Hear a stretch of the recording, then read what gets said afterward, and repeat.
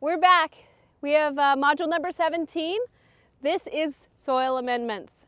Fall application versus spring application. What do you apply when? How much? Why? So in the spring, I took a soil sample from these beds. And again, we were just talking about the difference between these beds, this being more of an organic, high organic matter, compost-based planting media. These beds are more of a topsoil, very dense, somewhat denser. It's actual soil, sand silt clay, but heavier in the clay. Not so much sand silt clay in this media. So I went through, took soil samples in the spring, sent them off to Logan Labs, and had a soil report done.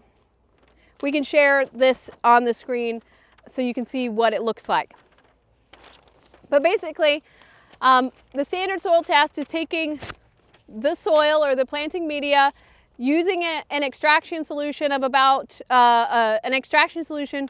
This particular test uses a Malic 3, and it is an extraction solution that is a combination of chemicals that have a pH of about 2.5.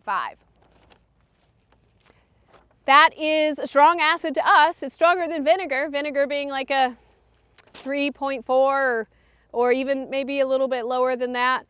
So it's a strong acid, but it's not a very strong acid. The Malic 3 extraction solution is a best guess estimate of what plants and microorganisms could themselves produce, acids that they could produce in order to extract nutrients from the soil media. So again, this being more organic matter based and this being more sand silt clay, actual soil based parent materials, they're different. So these soil tests would look very different. We'll show you the example of this soil test because this is where we're focused. This particular soil test or this particular planting media, like I said just a moment ago in the garlic planting video, is shy on calcium, shy on phosphorus. It's actually a little low on it's kind of pretty low on sulfur. It's high in magnesium, high in potassium. So we're wanting to combat some of those excesses by bringing up some of the deficiencies, and we want to make sure that we're not applying anything that is in excess. Excesses can be more complicated to deal with in a garden than the deficiencies. It's easy to add, hard to take away. So we are going to be adding a blend of materials that were created using the soil report to amend this soil. So fall applications, when you're thinking about applying nutrients to the soil in the fall, think about what's happening right now. Most of the microorganisms are going to start slowing down. Once the soil temperature gets down below 55 degrees, you're going to have slower microbial activity. We don't have much in the way of plant material here to support. There's nothing that's going to really be growing because the soil temperatures are going down, the air temperatures are going down, and the light levels are going down. So that means you don't really need a lot of those growth vegetative nutrients. You likely want to stay away from soluble nutrients because we here in southeast Iowa, we get a decent amount of snow and we get a decent amount of rain all through the year.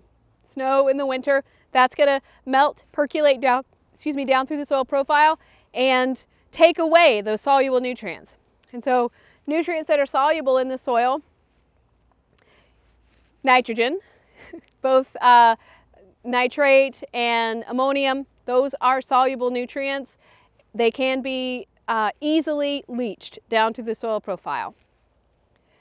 Sulfur and boron both can be leached down through the soil profile. Calcium can be solubilized if it is loose, if it's free in the soil solution, in the water of the soil. That can percolate down through the soil profile and go deeper into the soil profile. That's not so much of an issue. We're not so worried about calcium leaving our soil. Some of the trace elements that are in a sulfate form, if you were to decide to add, say, like a zinc sulfate, manganese sulfate, iron sulfate, those sulfate-bound nutrients, elements, are easily solubilized in water. So just be mindful of what type of year or what time of year we're dealing with, what are the environmental conditions, what's actually needed, and you know, how to split that up spring to fall. So right now we're going to focus on nutrients that are less soluble, that are more rock-based, that are going to need to be broken down slowly over time, but we do want to make sure that we have adequate nutrition for the microbes to do that work. And so sulfur is going to be needed in order to fix carbon, in order to you know, make protein, make amino acids in those microorganisms. So we want to make sure that we have something with a little bit of sulfur in it. We have a little elemental sulfur in our blend. We also have, like I said, a little bit of gypsum in our blend, not too much. The gypsum, we're going to focus more for spring because, again, that's a calcium sulfate, easily solubilized. We want that calcium to be primarily available to the we want calcium to be available through the entire life cycle of a plant, but especially in the early growth phases of a plant. So we want to apply that calcium, that gypsum, in the spring so that as it's being solubilized, its peak availability matches up with the growth phases of our plants. Calcium is a vegetative element, like nitrogen. I'm not going to add potassium to the soil right now because, one, we don't have a need for it in, you know, we have no plants. So I'm not going to add it to the soil right now in the annual growing beds. And potassium is easily leached. So this blend that I have is just a mix of some Tennessee brown rock phosphate, a little bit of gypsum, a little bit of elemental sulfur. There is a little bit of boron in here. We'll add more boron in the spring because, again, being a negatively charged anion, it's leachable down through the soil. So we want to make sure that we have enough going into the growing season for the spring. So we're going to front load a little bit of that right now. We're going to sprinkle on this bed, which is a 4 by 15. And so we're looking at, you know, a, what, that's 30, 4 by 15, 60 square feet. So we are going to use 2 pounds of this particular blend for this bed. I'm gonna guess. I think one of my hands is just under, you know, just under a 1/4 pound.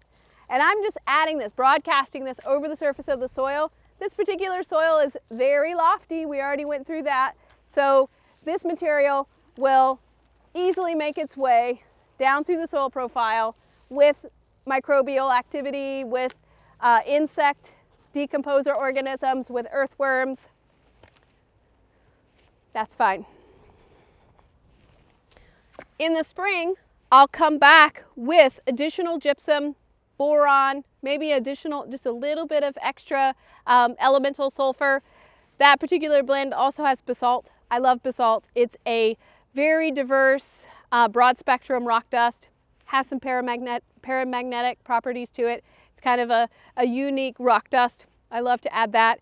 Again, it also has humates, raw humates or lauronidite in it. And so that's a good carbon source. We'll make sure some of that goes into the spring blend as well. And we're not going to overdo any of this. We're just working with our soil report to see what elements are missing. Top up some of those that are missing. We're not looking for a perfect soil report. We're just looking for healthy plants. We're going to provide small amounts, spoon feed our plants through the growing season. After we apply our spring amendments, we're also going to be very mindful to do that timely applications of nitrogen and potassium during the growing season with foliar feeds and some side dressing. Okay, that's soil amending.